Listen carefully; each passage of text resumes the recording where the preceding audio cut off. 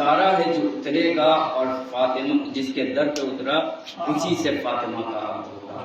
سبھی مدینے کے لوگ منتظر تھے کہ ستارہ آج اترے گا، سبھی اپنے گھروں کی چھت پر چلے گئے اور آسمان میں منتظر تھے کہ اب ستارہ اترے گا۔ سبھی ستارہ کو دیکھ رہے ہیں، منتظر ہیں۔ ستارہ اپنی جگہ پہ حرکت کیا، چلنا شروع کیا، مدینے کے طواف کو لگانا شروع کیا، بنی ہاشم کے محلے کی طرف گیا، دل میں گھبراہٹ شروع ہو گئی، یہ کدھر چلا گیا؟ لیکن جب بنی ہاشم کے محلے سے آگے نکلا، اب تھوڑی تسلی ہوئی کہ اب کہیں اترے گا، اب کہیں اترے گا۔ لیکن عزیزان ایمان، ستارہ جب پورے مدینے کا طواف لگا چکا ہے، پورا لگا چکا، اب میں ستارے سے یہ سوال کرنا چاہوں گا، اے ستارے کیا تو یہ بتا، کیا در علی کو نہیں پہچانتا تھا؟ یہ در علی کو تجھے معلوم نہیں تھا؟ عجب نہیں کہ اب ستارہ کہے خوب پہچانتا تھا، در علی کو خوب جانتا تھا، لیکن میں ان مسلمانوں کو یہ بتانا چاہ رہا ہوں اس طرح طواف لگا کر اس لیے در علی پہ اترا ہوں تاکہ یہ نہ کہہ دے کہ ستارہ اتفاق سے اترا۔ واہ واہ، صلی اللہ محمد والے محمد۔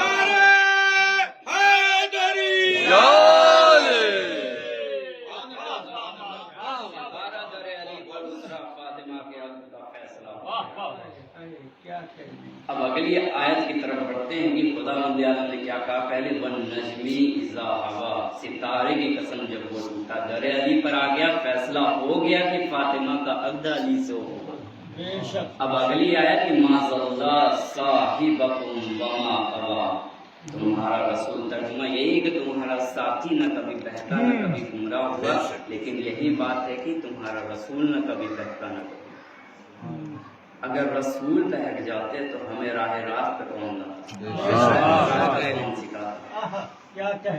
رسول اس زمین پر آئے اور خود اتنا سچ بولنے کی تلقین پڑھ لیے کہ لوگوں کو پہلے یقین دلایا اور اپنے آپ کو پہلے اتنا صادق بتلایا کہ لوگ ان کی بات پر یقین کر سکیں۔ لیکن رسول خدا نے پہلے خود اتنی عبادت کی، تب لوگوں کو تعلیم دی عبادت کی۔ تو پہلے خود اتنی عبادت کی کہ اب خدا بند عالم کو کہنا پڑ گیا، یا ایھا المزمل قم اللیل الا قلیل۔ سورہ مزمل میں آیت ہے کہ خدا بند عالم جب رسول نے اتنی عبادت کی تو اب خدا بند عالم کو کہنا پڑ گیا، یا ایھا المزمل قم اللیل الا قلیل، اے رات کو چادر اوڑھ کے سونے والوں، راتوں میں اٹھو ذرا۔ یعنی عزیزان ایمان، رسول نے پہلے خود اتنی عبادت کی کہ خدا بند عالم کو یہ کہنا پڑ گیا، یا ایھا المزمل قم اللیل الا قلیل۔ اب آپ اپنے آپ کو سورہ مزمل کے ترازو میں تول کر دیکھیں کہ رات بھر کھڑے ہو کر عبادت کرنا اور ہوتا ہے اور رات بھر جاگ کر عبادت کرنا اور ہوتا ہے۔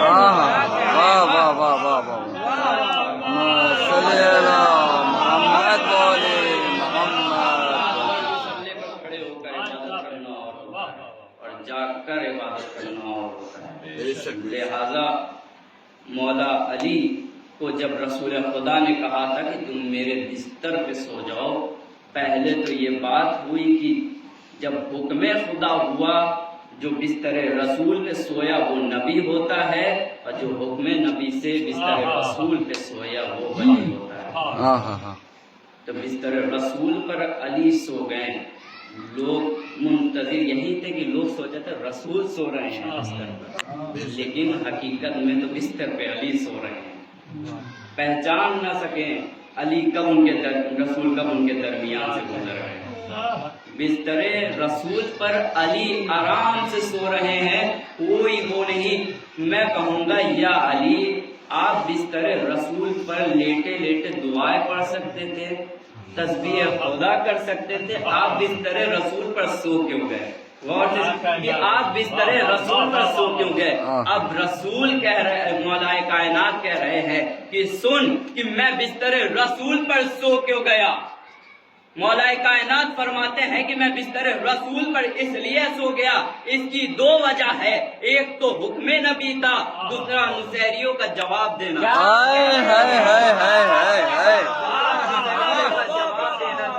اس لیے بستر بستر رسول پر سو گیا تو مولا کائنات بستر رسول پر سو کر یہ بتا رہے ہیں کہ میں خدا نہیں بلکہ ولی خدا ہوں، کیونکہ خدا کو کبھی اونگ نہیں آتی، واہ واہ واہ واہ، خدا کو کبھی اونگ نہیں آتی۔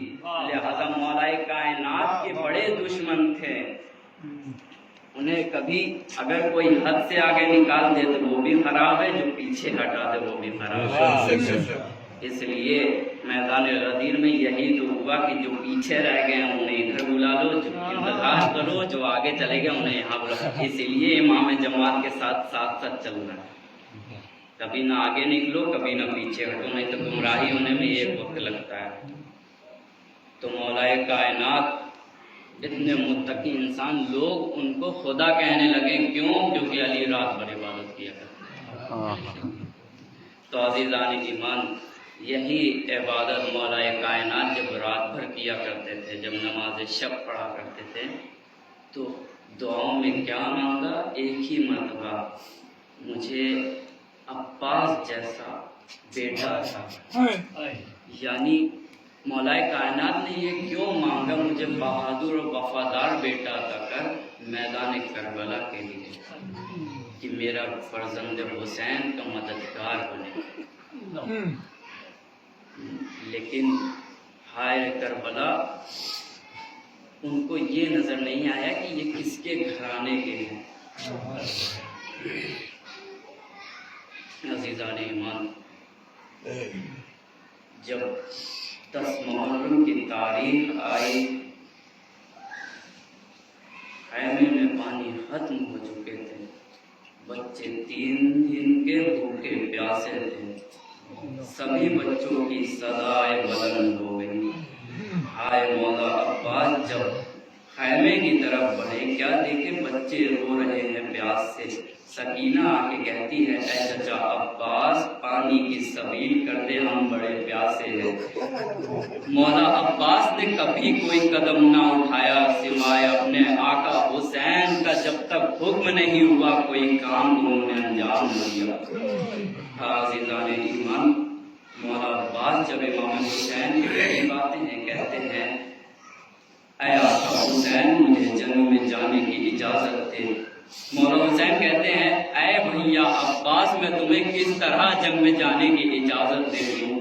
تم میرے لشکر کے علمبردار ہو، میں تمہیں کس طرح جانے کی اجازت دے دوں؟ مولا عباس فرماتے ہیں کہ اے آقا حسین، کس لشکر کا علمبردار؟ جس کے لشکر کا نہ قاسم ہو، نہ اکبر ہو، نہ اونو محمد ہو۔ ہائے رے مولا عباس، میدان میں جانے کی اجازت تو نہیں مل رہی۔ مولا حسین کہتے ہیں کہ ہاں جنگ میں اجازت نہیں دیتا ہوں جانے کی، مگر ہاں ہو سکے تو بچوں کے لیے پانی کی سبیل کر دو۔ میں مولا عباس چلے، خیمے میں سوکھی ہوئی مشق سفینہ اٹھائے، میدان کربلا کی طرف روانہ ہوئے۔ مولا عباس کی نظروں کو دیکھ کر فوجیں بھاگنے لگی۔ یہ وہ لشکر، یہ وہ عباس ہے جو لشکر کو چیرتا ہوا دریا تک تو پہنچ گیا، لیکن عزیزان ایمان جیسے ہی پانی کو چلو میں لیتا ہے نا تو سکینہ کی پیاس یاد آ جاتی ہے۔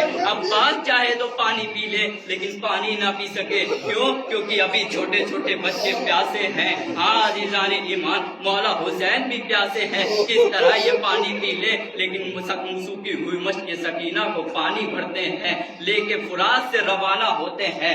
فوج اشقیہ دیکھتی ہے کہ عباس پانی لے کے جا رہے ہیں، سپہ سالار نے حکم دیا کہ پانی خیمہ حسینی تک نہ پہنچنے پائے۔ عباس روانہ ہو رہے ہیں، پانی لے کر تیزی سے بڑھ رہے ہیں کہ کسی طرح پانی کو پہنچا دے۔ ایک شخص نے ایسا وار کیا کہ میرے مولا کا دایاں بازو قلم ہو گیا۔